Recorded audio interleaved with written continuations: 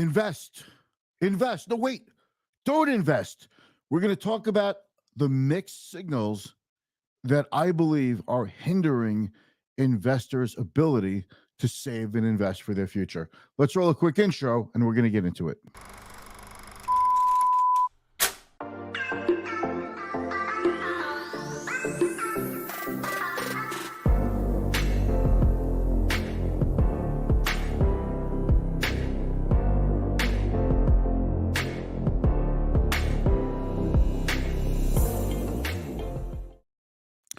All right, welcome to the show. I'm Mitch Goldberg. I'm a financial advisor with Client First Strategy. This show is called Be the Boss of Your Money. It's about taking control of your money. Today, I want to talk about mixed signals. Here's what we hear. Invest. You must invest. You have to invest to grow your assets because it's too hard to just build a net worth and save for retirement on savings alone. And most of us can't ever really save enough to retire. So instead we invest because over time, the savings that is invested over time should grow and grow and grow into a big pot of money. And then we could afford to retire and have financial security and basically live the life that we want to live. But then you hear, no, wait, don't. It's too risky. There's too much going on. You could lose money. You could lose all your money. You could lose money. And what if the market goes down and never comes back? What if you pick the wrong investments? What if? It's a very dangerous place. Better to not lose your money in the market, okay, than anything else. Better to not lose your money in the market than risk it in the stock. Better to not lose your money in a savings account than not lose it in the stock market, right? Isn't that better? So don't invest. Okay. These are the mixed signals that we get all the time. Now, while you're watching this live stream, or if you're watching in the replay, because once it's on my timeline, it stays there forever. It stays on YouTube. Okay. Comment or in the comments, if you have any questions, ask. Okay. I'd love to hear from you. Hearing from you is the best part about this. So just say hi or hit me up with your favorite emoji, and let's make this fun and worthwhile and educational and informational. So the mixed signal is this. Sometimes you have people telling you not to invest. Sometimes you have people telling you to invest. And I think it's based on the direction of the wind, ups and downs of the stock market. When the market goes down a lot, the pundits come out and say, this is really bad.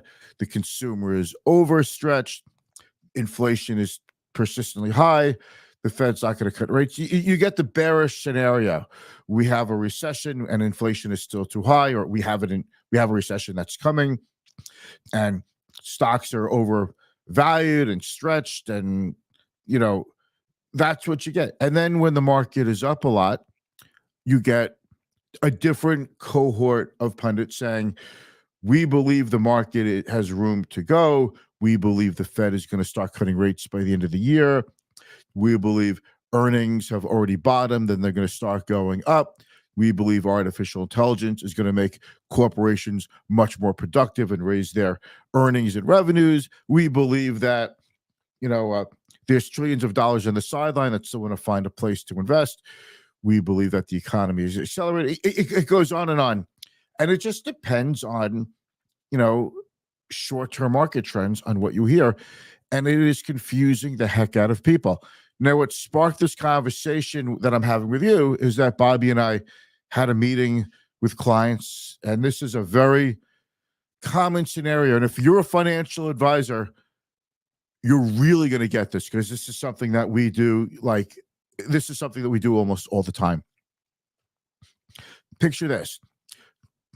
Husband and wife come in their 60s, and they're planning on selling their business over the next few years, and they want to retire, and they're adding up all their assets, maybe vacation home, their primary residence, the real estate or the building that houses their business, and they're ready to retire.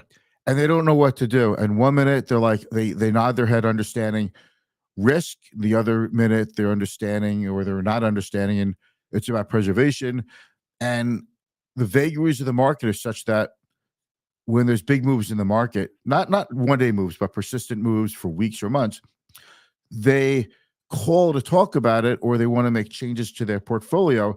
And the fact is, that is a very tender age because once you're about to go into retirement, what a lot of people do is they take what they have all together now and they say, well, if we live another 30 years, let's take everything we have, divide it by 30, and this is what we have to live on each year. So we've got to be really careful and really protect this money. We can't afford to lose any of it. But then they think the next time you see them, they still have to grow their money and they want to invest it and they see that the market went up a lot.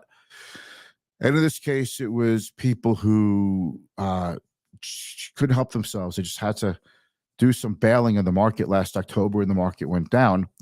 And when we calculated what they would have made had they just stayed with the plan that we made for them based on their risk tolerance, their time horizon, et cetera, they would have had several $100,000 more to their name. They have a pretty big net worth, but even for them, a couple $100,000 is still a pretty big deal. And they would have enjoyed having that. They would have felt even better about things.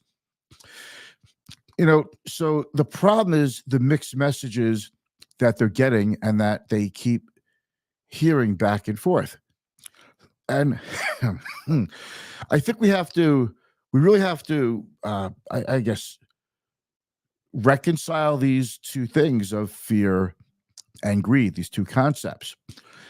And one of the things that I think helped is the way I described risk versus reward.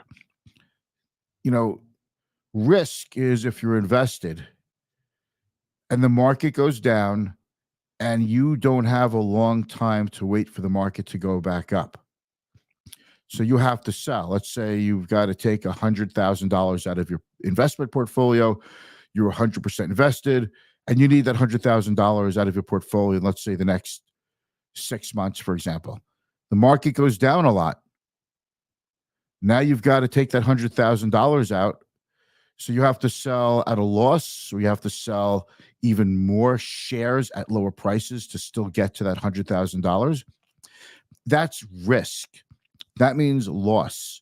That means when the market comes back, because you took that risk, you have to sell more shares of your current holdings. So when the market does come back, you have fewer dollars, fewer shares working for you, and it makes it tougher to recover. And that's called the negative sequence of returns. That's actually the technical name that we use for it. And then there's volatility. Let's say you need $100,000 from your account in the next 6 months, cash. You're not fully invested. Now let's say, you have $100,000 and we set it aside 6 months ago because we know that 6 months from now, meaning a full 12 months in advance, we set that money aside because we knew you were going to need it based on a conversation, sometimes 2 years in advance, because we knew you were going to need it. So the market goes down. Is it risk? Well, you don't have to sell anything. Or is it volatility? So volatility is when the market goes down and you don't need to take your money out of it now, and you could wait for the market to recover. That's volatility. Risk is when you have to take your money out in a down market because you weren't prepared with cash on the sideline. I'm not getting into you should have an emergency fund or something like that. Emergency fund is for unexpected emergencies, right? That's what an emergency is, unexpected. But when you know that you have a particular financial obligation that is expected, you have control over that. You could move that money you need out of the stock market and into a money market or a CD or a T-bill or something stable, short-term, liquid that you could get your hands on. That's what I'm talking about. So when we say to them, well, if you take your money, and it was a lot, like they could take out over $100,000 a month for many, many years.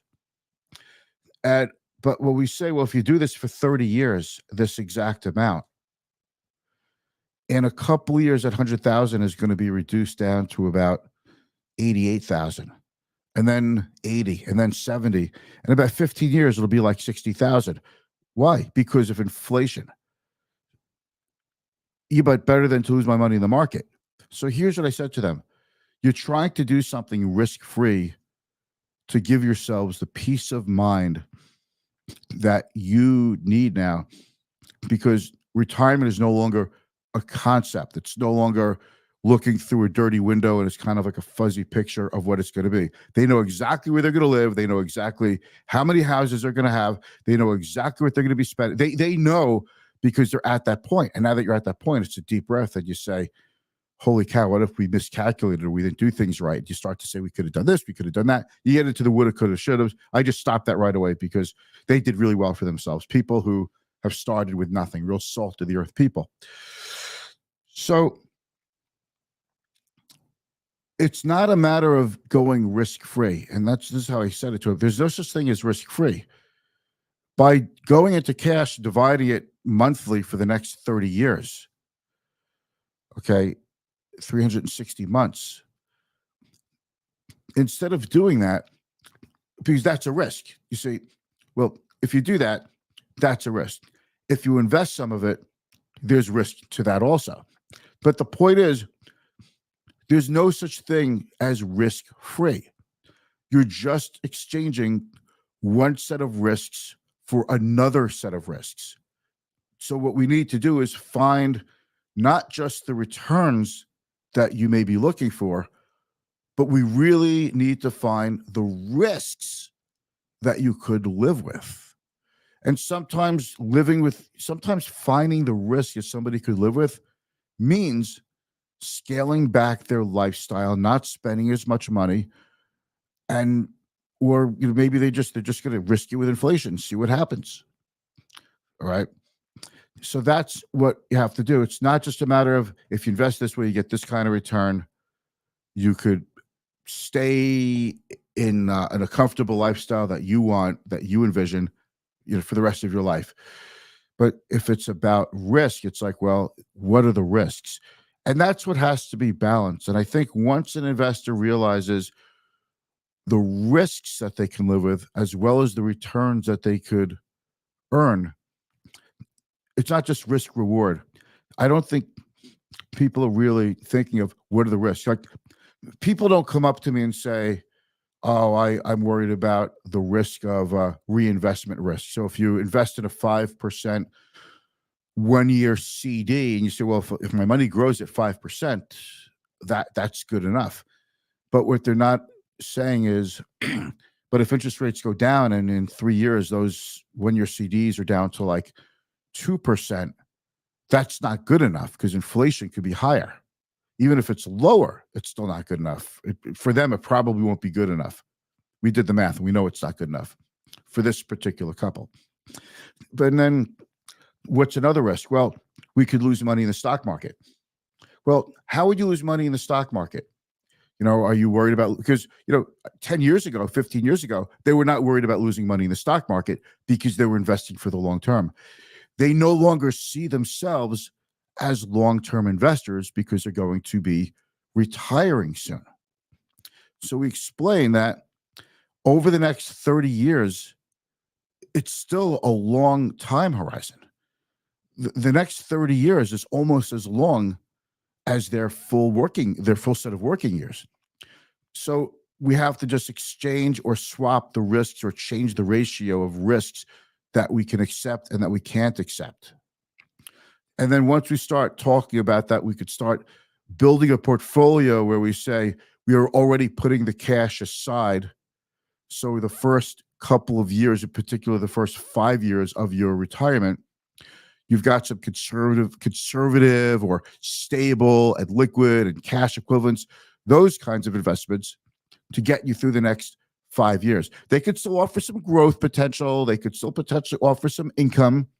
They're not just going to be earning zero. But then the rest of the money gets invested in longer term or higher risk assets, less stable and more volatile assets.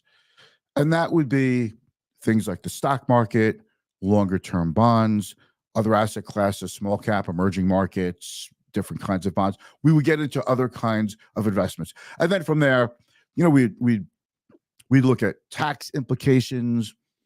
We'd look at how the accounts are titled. We'd look at how they work with their estate planning attorney. So we would act within the bounds of their estate plans. Is it trust accounts? Is it individual accounts? Is it joint accounts? These are the kinds of things that we would do.